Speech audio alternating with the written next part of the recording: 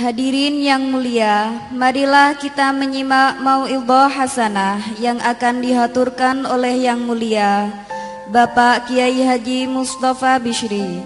Dumateng panjenenganipun Romo Kiai Haji Mustafa Bishri dipun aturaken.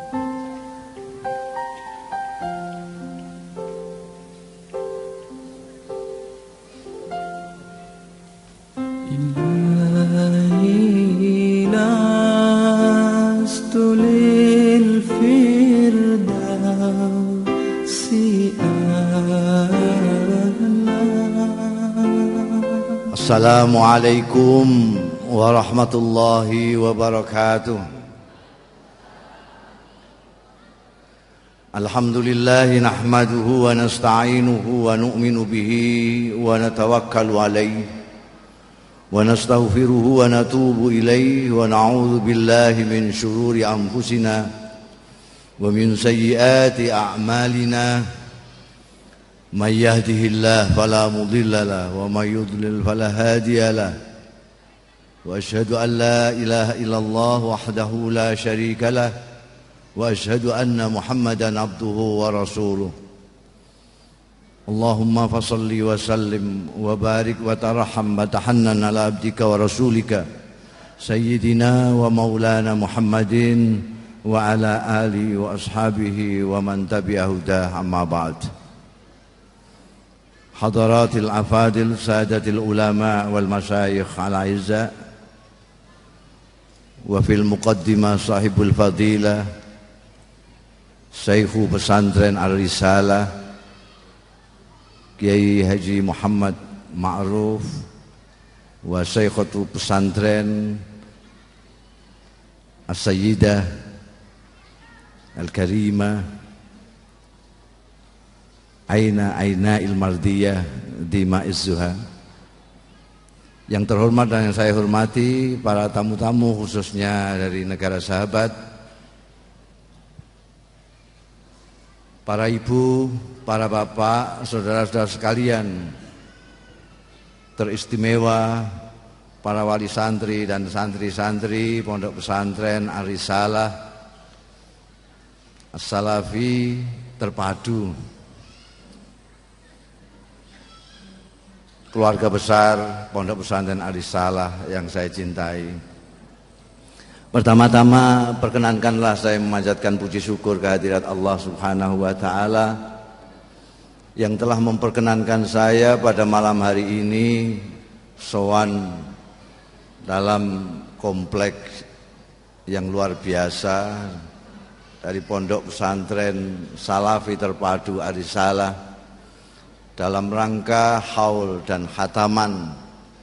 Mudah-mudahan berkumpul kita di tempat yang baik, dalam rangka yang baik, dengan niat yang baik ini mendapat ridho dari Allah Ta'ala, barokah dan manfaat fid dini wa dunya wal akhirah. Ibu-ibu dan bapak sekalian, mohon maaf saya duduk bukan karena iri dengan sampean semua, tapi karena saya mungkin terpengaruh dengan tren masa sekarang di mana orang banyak suka kursi. Jadi saya kepengin nyobain gitu.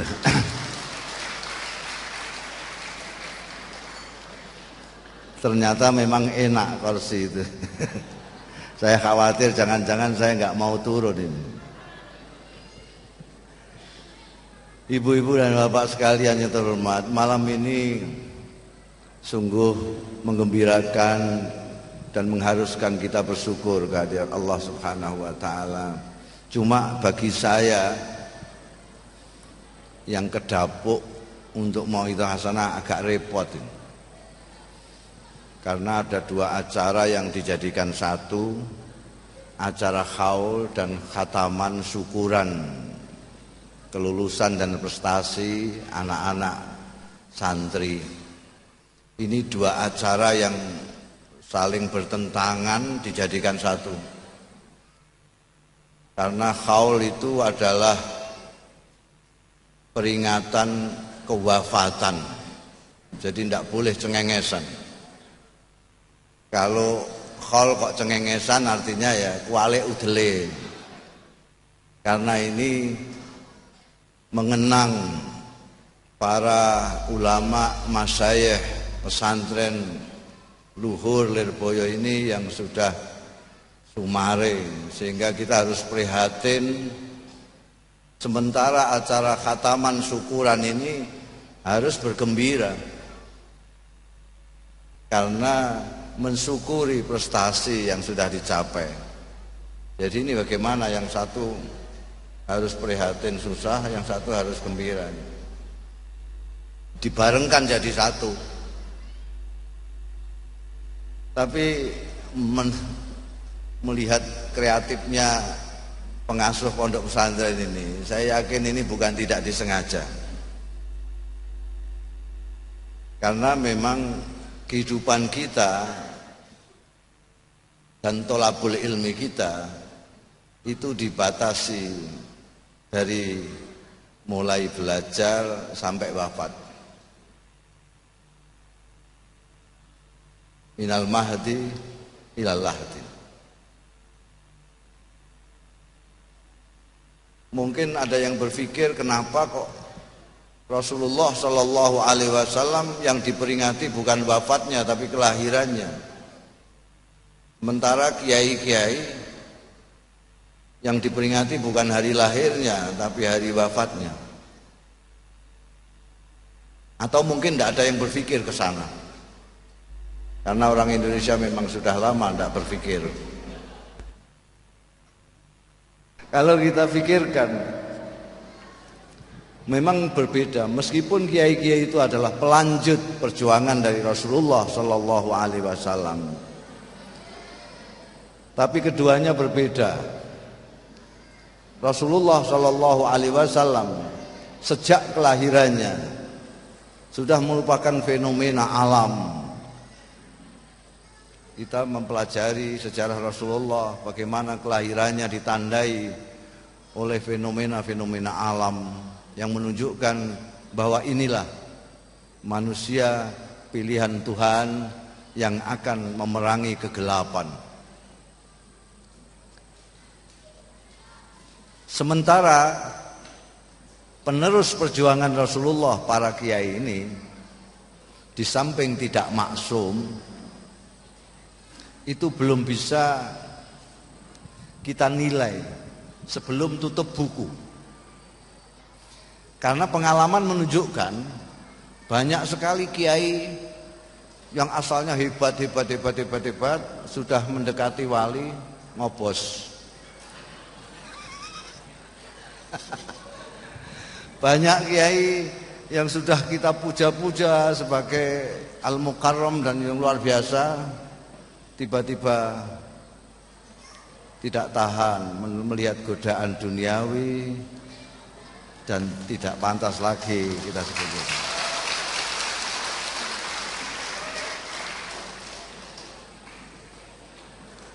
Sehingga kita harus tunggu sampai tutup. Kalau misalnya seperti Kiai Abdul Karim, Kiai Marzuki, Kiai Mahrus, sampai dengan wafat beliau mencurahkan, mewakafkan dirinya untuk masyarakat, untuk umat. Dan itu sudah terbukti sampai beliau wafat. Maka patutlah beliau-beliau kita peringati untuk menjadi teladan bagi kita semua. Karena itu ayah saya almarhum Kiai Bisri Mustafa itu manti-manti itu pesan-pesan kepada saya, jangan sekali-kali terlalu memuji, mengkultuskan orang yang masih hidup. Jangan-jangan di tengah jalan ngobos.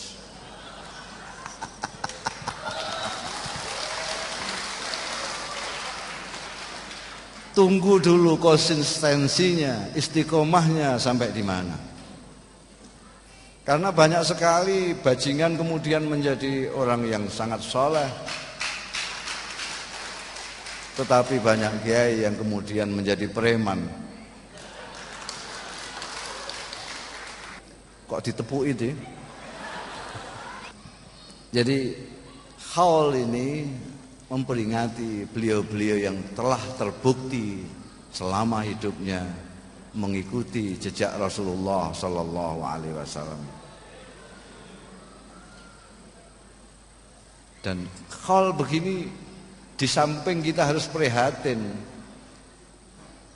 Prihatin yang pertama, yang khusus untuk diri kita sendiri. Dalam acara haul kita harus berpikir, sekarang saya mengkholi, nanti saya dikholi apa enggak? Apakah nanti saya seperti ayam kelindas mobil gitu aja, orang geger sebentar terus sudah? Ataukah orang akan mengkholi setiap tahun? Ini keprihatinan yang pertama.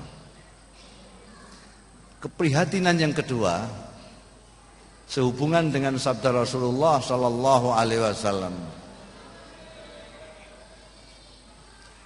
yang menyatakan bahwa innallaha la yantazi'ul ilma intiza'an min suduril ulama wa innama yantazi'uhu biqabdil uzama wa innama yantazi'uhu biqabdil ulama fa illam yabqa wa fi riwayatin wa illam yubki wa illam yabqa alimun wa fi riwayatin wa illam yubki aliman ittakhadhan nasu ru'usan juhalan fasu'ilu fa'aftau bighairi ilmin fadallu wa adallu atau kama qala Rasulullah sallallahu alaihi wasallam.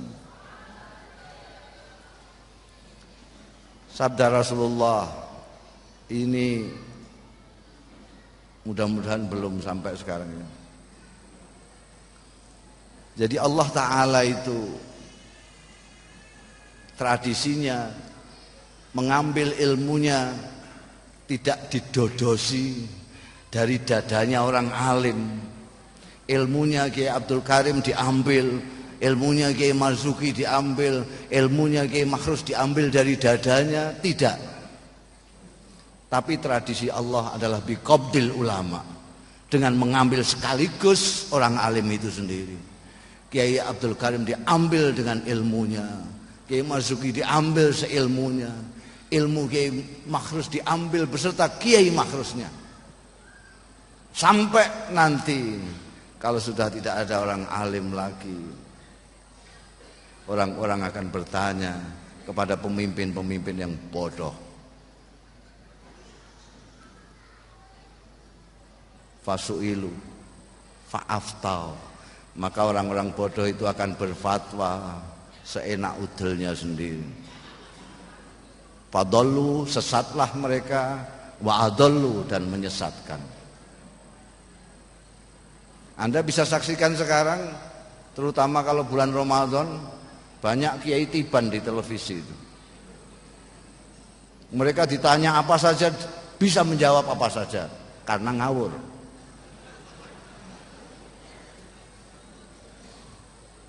Fa'aftau bighairi ilmin, mereka berfatwa tanpa ilmu, lalu mereka sesat dan menyesatkan. Kalau mereka sesat sendiri tidak apa-apa, menyesatkan ini yang menyusahkan orang.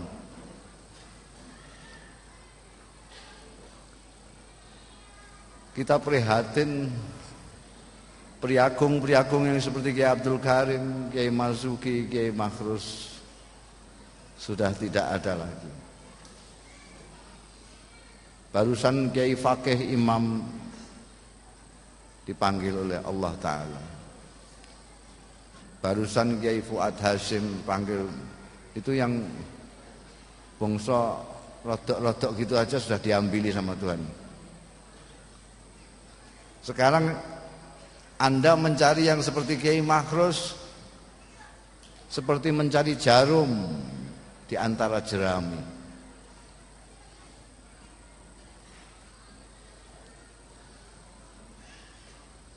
Ini hal kita harus prihatin. Tapi sekaligus hari ini kita bersyukur karena ada tekad yang besar dari keturunan kiai-kiai yang kita kholi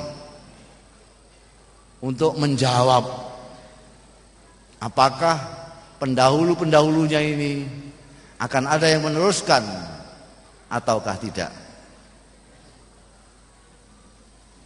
Saya sangat senang sekali dengan Ar-Risalah di sini karena saya sudah lama mengkritik habis-habisan sistem pendidikan kita yang menurut saya, tidak tahu menurut sampean, berbeda tidak apa-apa, ini negara demokrasi. Menurut saya ini adalah pendidikan yang diterapkan di Indonesia sampai sekarang adalah sisi pendidikan warisan kolonial Belanda.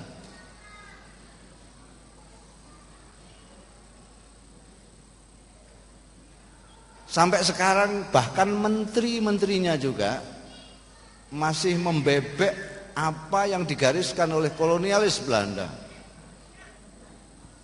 Mendikotomikan antara pendidikan umum dan pendidikan agama. Ilmu umum dan ilmu agama.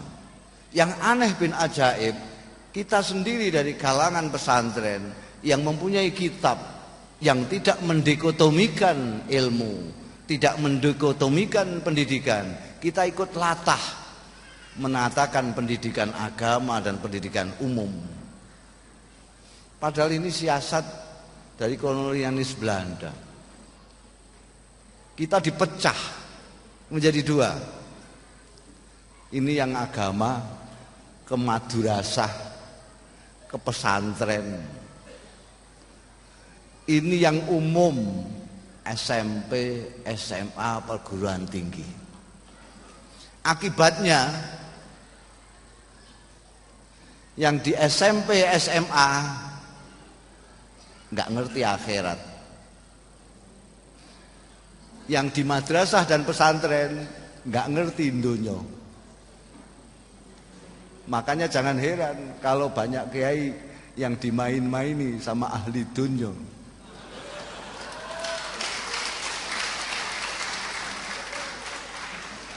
Karena kiainya tidak tahu dunia, ikhlas saja, ikhlasnya tidak taktis sama sekali. Ngelawan orang dunia, dilawan dengan husnudzon, dengan ikhlas yang tidak taktis, ya sudah. Allahu Akbar 4 kali.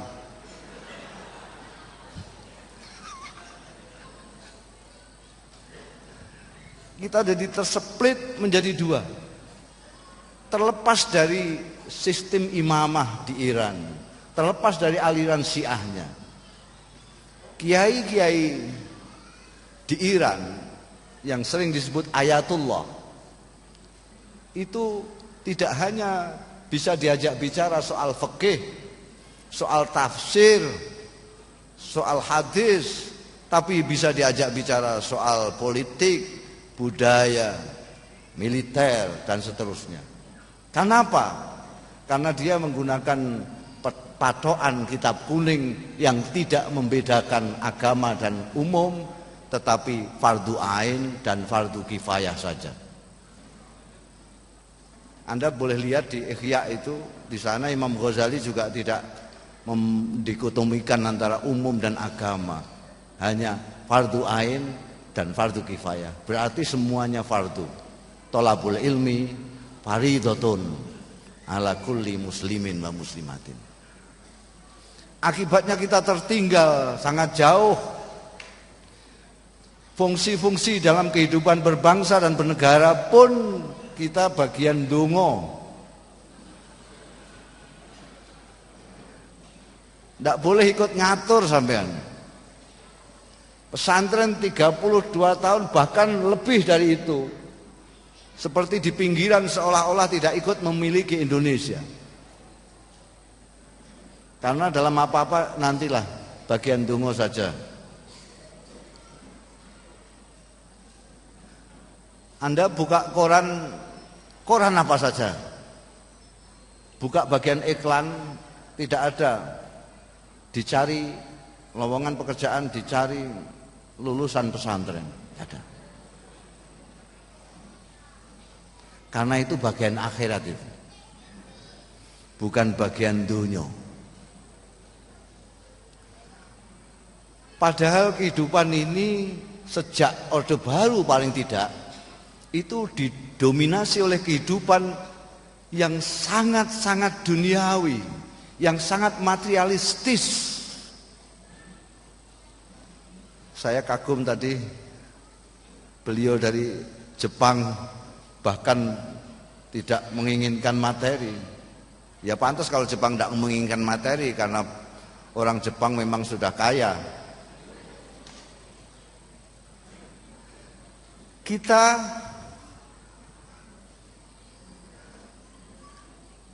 yang di agama tadi ya di kotak di agama untuk akhirat.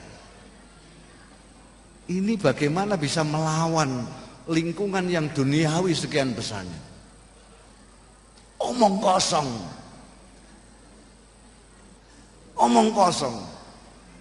Dunia yang dikuasai oleh materi, oleh kehidupan duniawi.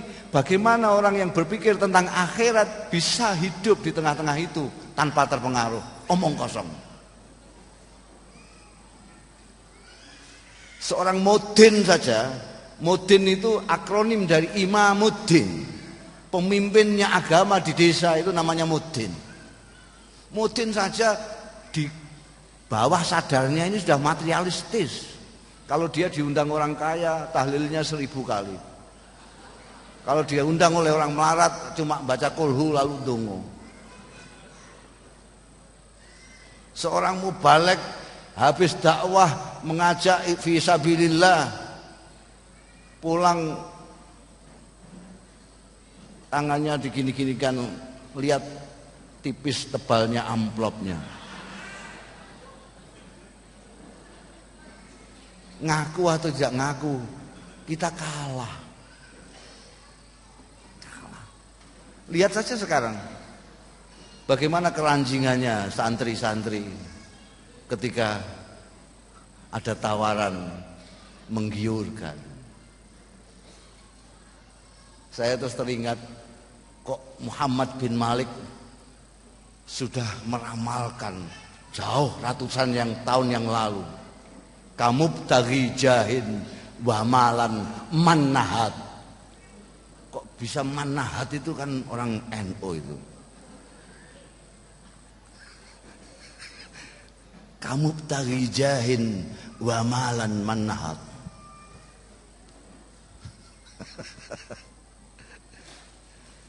Ini dulu ajaran Rasulullah Sallallahu Alaihi Wasallam yang masih dilanjutkan oleh pendahulu-pendahulu kita seperti Kiai Abdul Karim, Kiai Ma'ruf, Kiai Marzuki, Kiai Mahrus.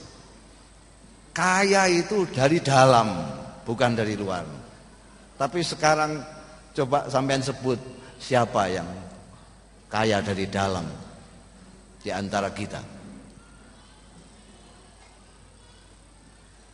Sekarang siapa di antara sekian banyaknya ini, yang kiai sekalipun, yang berani menirukan doanya Kanjeng Rasul Sallallahu Alaihi Wasallam?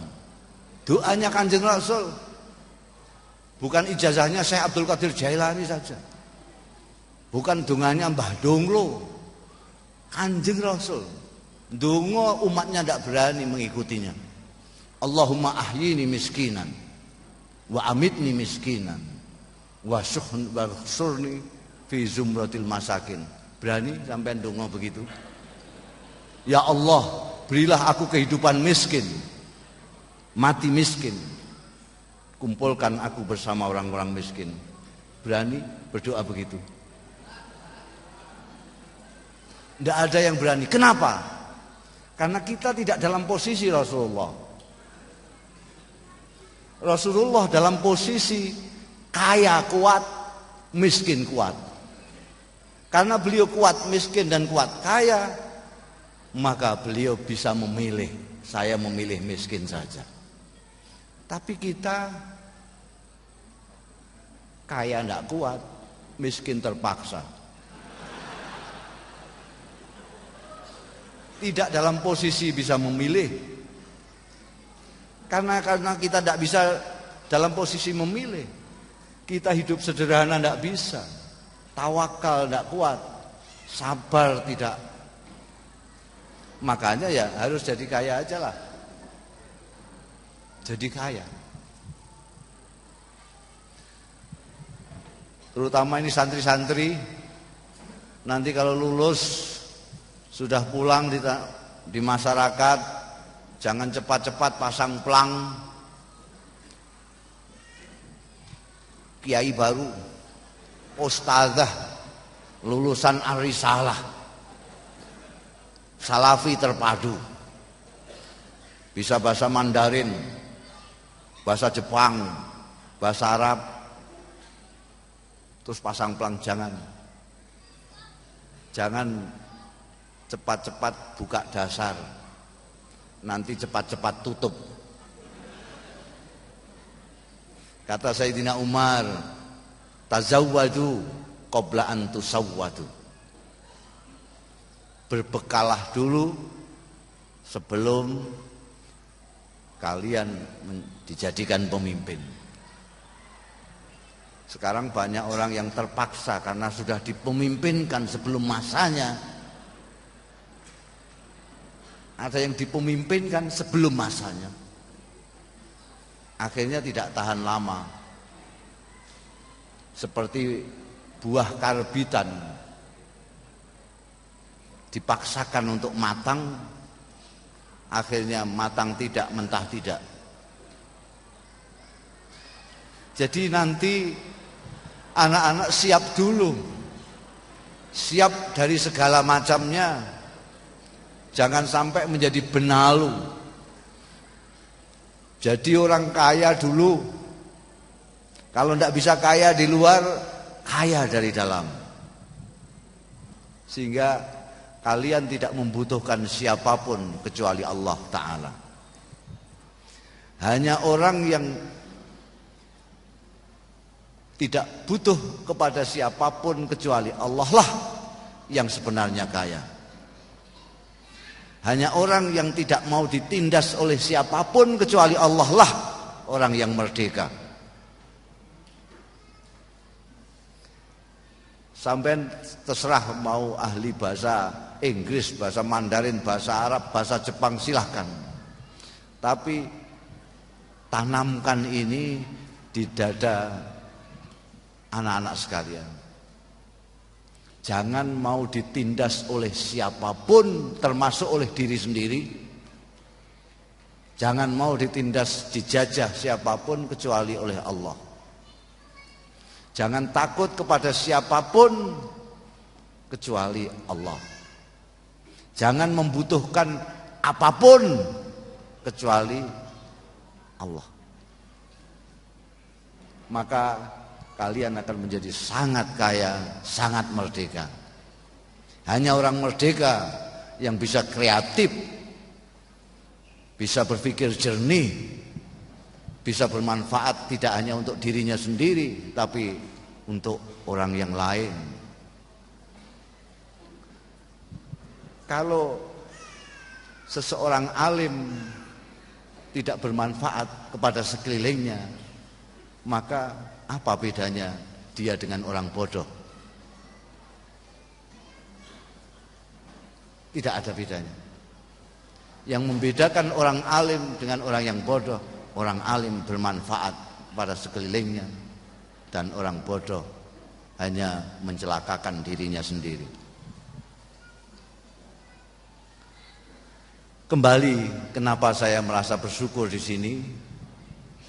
Karena Ar-Risalah menjawab, tidak mau lagi didikotomikan. Kamu harus belajar ini saja, ini saja. Itu umum, jangan sentuh, tidak. Di sini ada bahasa asing dipentingkan. Dan nanti santri-santri ini tidak hanya kenal Saudi Arabia tok, tapi kenal Jepang. Di Jepang juga ada tokoh-tokoh agama Islamnya. Meskipun saya belum pernah ke Jepang, saya tahu di Amerika juga ada tokoh. Dan satu hal, Saya sudah pernah ke Eropa. Dan ini suatu takdir semata-mata. Karena kalau dibayangkan saya itu hanya mondok tok dan betul-betul santri kendilen. Saya nyantri itu di Lirboyo yang pada waktu itu masih sangat-sangat kolot lah. Maca koran aja ndak boleh, maca majalah ndak boleh, ndelok bal-balan nggak oleh, celananan ndak boleh. Sekarang Gus Idris desinan bareng.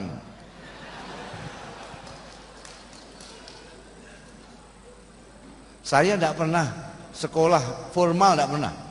Saya hanya di pondok Lirboyo, pondok Krapyak, dan pondoknya ayah saya sendiri. Sudah tidak pernah sekolah. Betul-betul santri kendilen.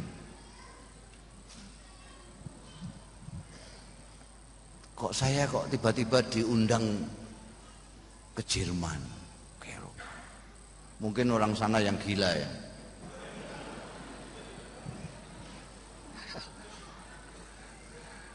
Saya di sana itu hanya disuruh baca syair. Itu kan gila itu. Jauh-jauh diongkosi mau dikon maca syair. Ya saya ya meskipun nggak ngerti cara Jerman ya mau maca syair gitu aja. Bisa lihat Eropa. Ketika saya mau berangkat ke Eropa, saya itu gundah sekali. Pikiran saya gundah. Wah, saya ini pada waktu itu Ramadan. Puasa-puasa kok mau pergi ke negaranya orang kafir, ini gimana ini? Nanti sembahyang saya bagaimana, puasa saya bagaimana?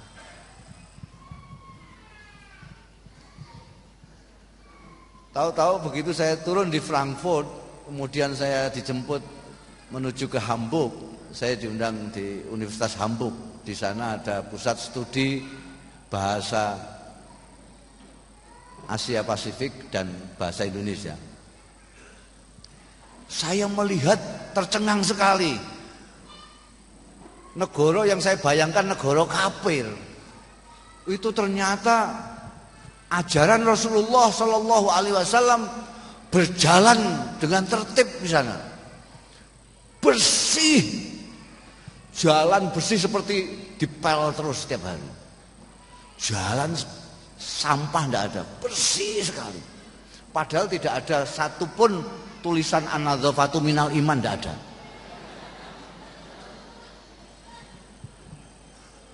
Di sini itu setiap pasar ada tulisan an-nadzafatu minal iman, masih diterjemahkan bahasa Indonesia bahwa kebersihan itu adalah bagian dari iman. Itu sampahnya masya Allah kayak gunung. Disiplinnya, padahal mereka nggak salat. Kalau orang Islam disiplin sudah pantas karena dia disiplin, diajarin mulai 7 tahun sudah salat kok. Tet subuh, salat subuh, tet duhur, salat duhur, tet asar, salat asar. Mereka itu disiplinnya luar biasa. Jam setengah 12 malam, sepi jalan perempatan itu. Saya mau nyabrang, tidak ada mobil lewat, tidak ada. Saya mau nyebrang itu, kok saya lihat kok banyak orang di sini kok pada berdiri tidak nyebrang. Kenapa orang-orang tidak pada nyebrang? Ternyata di sana ada gambar orang berdiri merah. Artinya orang nyebrang tidak boleh. Nanti kalau sudah hijau baru boleh. Tapi pikir saya, dong sepinya kayak gini aja kok. Saya sudah ingin melayu saja saya. Tidak sabar, dingin waktu itu. Dinginnya begini kok berdiri di trotoar enggak nyabrang-nyabrang, hanya nunggu hijaunya gambar orang di sana. Saya sudah mau lari saja. Karena kebiasaan di Indonesia kan tidak urusan itu. Ada mobil banyak aja nyabrang, apalagi tidak ada mobil. Tapi saya malu. Malu tidak kepada orang-orang, kepada anjingnya orang kafir ini. Ada anjing itu begini aja, juga nggak mau jalan. Begitu hijau, anjingnya lari. Saya mikir, masa saya kalah sama anjingnya orang kafir?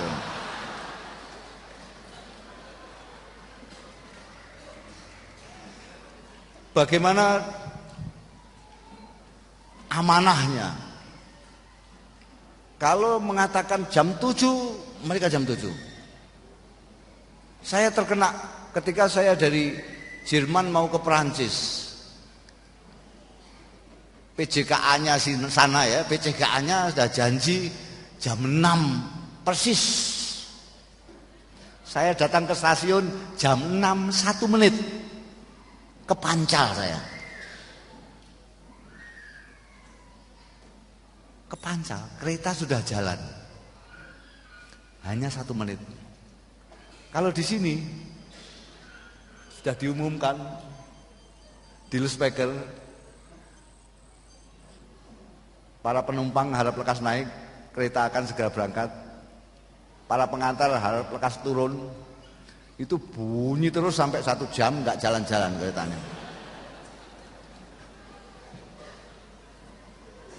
Penghormatannya terhadap hukum, jangankan nabrak orang, nabrak pohon saja orang kena tilang. Dia harus mengganti. Keparahan pohon ini ketabrak mobil itu sampai seberapa. Penghargaan terhadap manusia luar biasa. Sopan santunnya, saya itu di Frankfurt itu saya anggap di sini aja. Begitu turun, saya naik pesawat sekian lamanya kejutan karena di pesawat tidak boleh merokok. Turun langsung saya ngerokok. Petugas datang itu dengan sopan sekali. Maaf, Anda merokok? Ya. Mari saya antarkan ke tempat merokok. Saya terus diajak kayak toples gitu, sendirian merokok ini.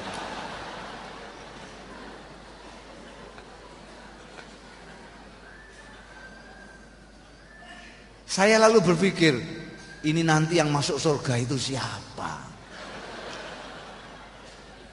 Apa yang sholat terus tapi tidak mengikuti ajaran Rasulullah, atau yang melaksanakan ajaran Rasulullah tapi tidak sholat seperti mereka ini?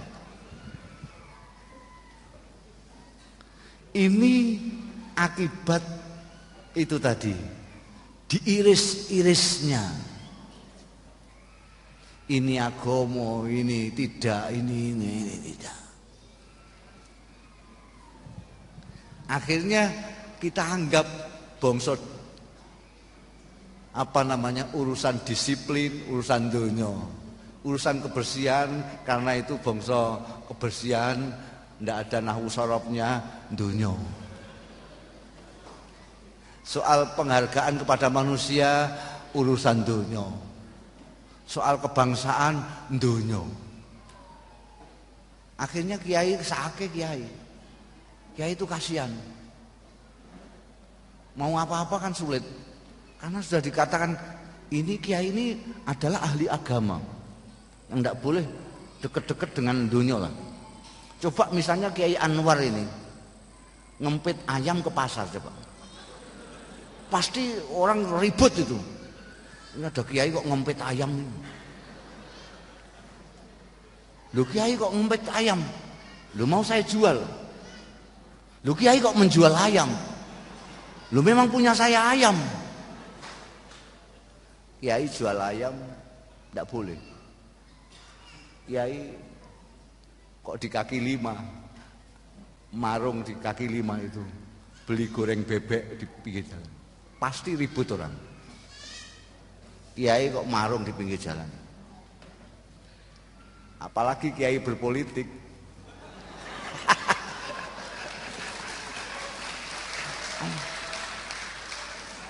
Ini akhirnya kita itu bertanggung, sudah diiris agama dan umum, akhirat dunia masih diiris lagi.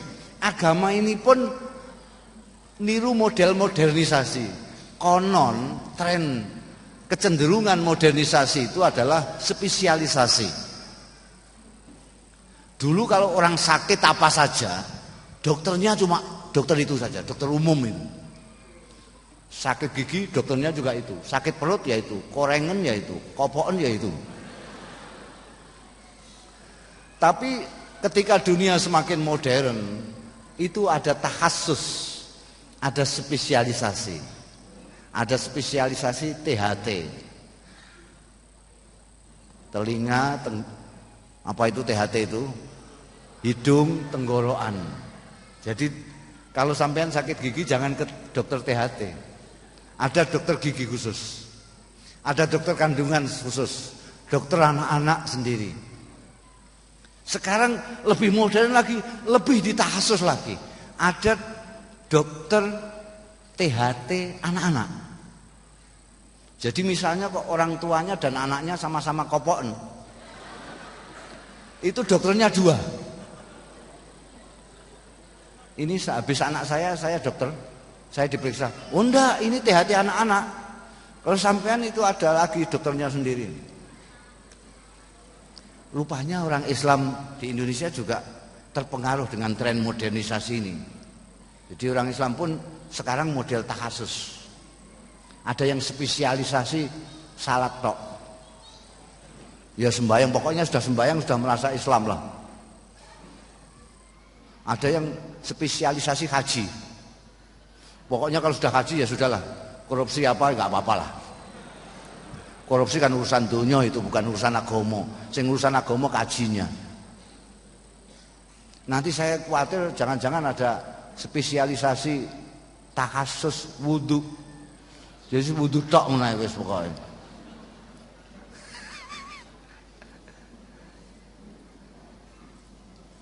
Maka saya kira Ali Salah ini akan menjawab. Nanti itu betul istilahnya terpadu. Jadi tidak lagi teriris-iris gitu. Kita lalu menjadi orang yang sepotong-sepotong gitu. Baru dikumpulkan, baru jadi utuh. Tapi nanti kita menjadi orang yang utuh. Kiai itu juga bisa ngimami sembahyang, ngimami tahlil ya bisa. Diajak ngomong budaya ya jalan, diajak ngomong bahasa Mandarin karena mau bisnis keong apa-apa gitu. Mau bicara bahasa Jepang karena mau alih teknologi, sana canggih-canggih. Kita kalau ngomong sini cara Jawa, kono cara Jepang, wah itu juru bicaranya berapa itu, tukang terjemahnya itu. Harus cari juru bicara yang mengindonesiakan cara Jawanya kiai ini. Nanti cara Indonesia menjepangkan cara itu. Wah, jadi penterjemahnya banyak. Kiainya ngomong, aku arep ngene. Saya akan begini. Baru diterjemahkan bahasa Jepang. Orang Jepangnya kesel menunggu terjemahan tok itu. Tapi lulusan Ali Salah bisa langsung bicara bahasa Jepang. Arigato haishimasa. Apa gitu ya? Ketemu orang Cina bisa kamsia. Jadi nanti itu tidak ada lagi. Tadi saya sudah tanyakan kepada Kiai kuno ini. Kiai Anwar kan termasuk Kiai kuno. Kalau nyanyi Aina itu wah nyanyi modern gitu ya. Saya tanyakan bagaimana kok sampean kok wah iya itu kan kita harus semuanya menguasai, ini zaman globalisasi. Wah. Jadi mudah-mudahan ini nanti yang menjawab. Jadi itu satu kritik saya terhadap pendidikan nasional. Kritik saya yang kedua, sebelum saya sampaikan kritik saya ini kepada sistem pendidikan nasional, saya akan tanya kepada Anda sekalian.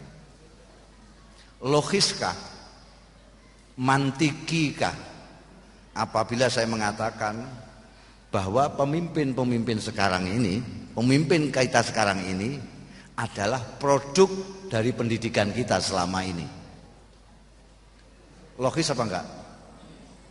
Bahwa pemimpin-pemimpin saat ini adalah produk hasil dari pendidikan kita selama ini. Sampai setuju nggak itu? Kalau setuju, pertanyaan berikutnya, sudah puaskah Anda dengan pemimpin-pemimpin sampean yang sekarang ini?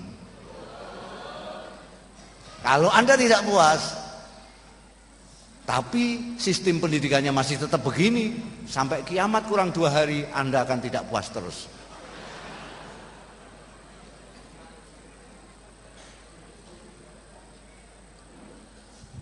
Pendidikan selama ini, pendidikan itu menurut ahli pendidikan, saya pondok pesantren Pak Gus Sufar ini sama.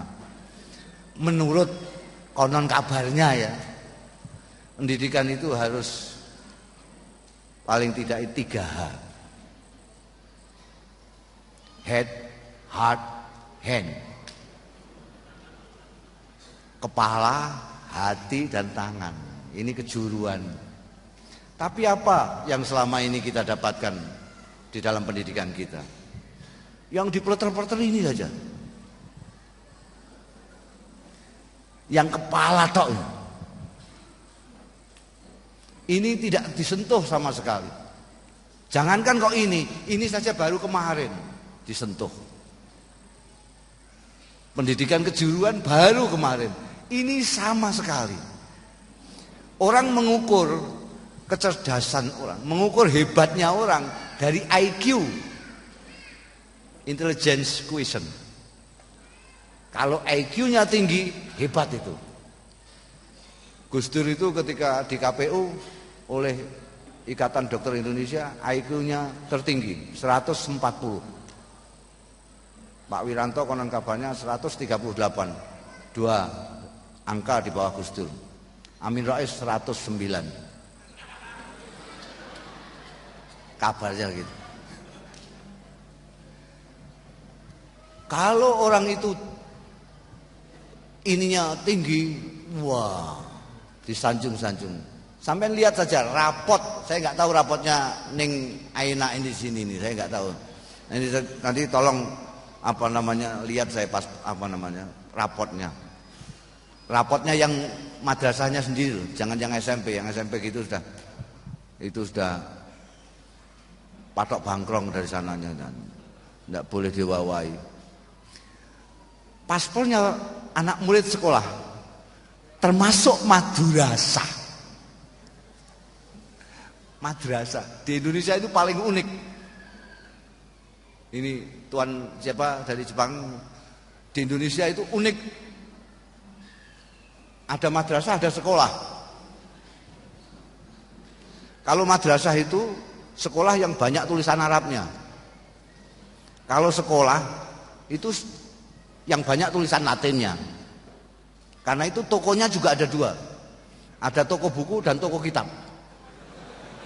Kalau toko buku seperti Gramedia, Gunung Agung itu yang menjual buku-buku yang banyak Latinnya. Tapi kalau toko kitab yang banyak Arabnya. NU-nya sendiri juga ada Rois Am dan ketua umum. Yang kiai Rois Am, yang agak-agak kiai ketua umum. Ini unik sekali. Jadi ada madrasah, ada sekolah. Itu silahkan dilihat rapotnya yang madrasah sekalipun itu. Rapot itu isinya prestasi di atas, itu dinilai oleh gurunya secara teliti. Bahasa Inggris 5,7, biologi 3,46, 4,01, sampai begitu. Matematika. Nanti di bawah ada embel-embel tazyil bahasa Arabnya. Kalau di surat kayak NB, kelakuan baik. Itu bijinya tidak pakai angka, apalagi kok pakai koma. Bijinya ABC. Kelakuan baik di bawah itu bijinya ABC. Dan hampir seluruhnya rapotnya anak sekolah Indonesia, saya berani menjamin, berani bertaruh, semua bijinya B semua. Karena gurunya mau bikin A kok terlalu tinggi ya, C kok kasihan, B aja. Ini artinya apa? Artinya kelakuan baik itu tidak begitu perlu katimbang prestasi. Saya sering memprovokasi yang mempunyai sekolah sendiri seperti pesantren-pesantren. Kenapa tidak bikin rapot sendiri? Misalnya ilmu bumi, tafsir, tawadhu, tawakal, sabar. Jadi terpadu betul antara mental ini dan ini. Sekarang ini prestasi terus. Kalau prestasinya bagus semua, ranking pertama, orang tuanya syukuran, senajan kelakuan baiknya tidak karuan. Akibatnya kita kebanjiran orang pintar yang tidak terdidik. Orang pintar yang tidak bermoral itu lebih celaka daripada orang bodoh. Lebih baik bodoh saja kalau tidak bermental daripada pandai tidak bermental. Kalau orang bodoh mencuri itu gampang tangkap-tangkapannya, gampang memasukkannya penjara. Dia mencuri bawa linggis tolang-tolang, gampang kelihatan, oh itu nyuri itu. Dapat ayam satu, cekel-cek, dok, masuk penjara. Tapi kalau orang itu pinter, dia tidak bawa linggis, cuma tanda tangan. Cet. Tidak hanya pitik satu, pitik se-Indonesia itu. Miliatan, miliatan. Dan sulit dipenjarakan. Jadi lebih baik bodoh sajalah daripada pintar tapi tidak bermental.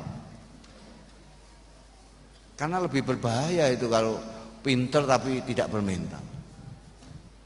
Karena ini tidak pernah disentuh sama sekali ini. Berani enggak Nyai Aina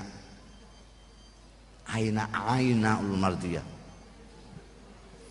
bikin raport sendiri, yang sekolahnya sendiri aja lah. Jadi jadikan satu, tafsir, tawadhu, hadis, sobar, itu rahmah. Jadi itu menyatu.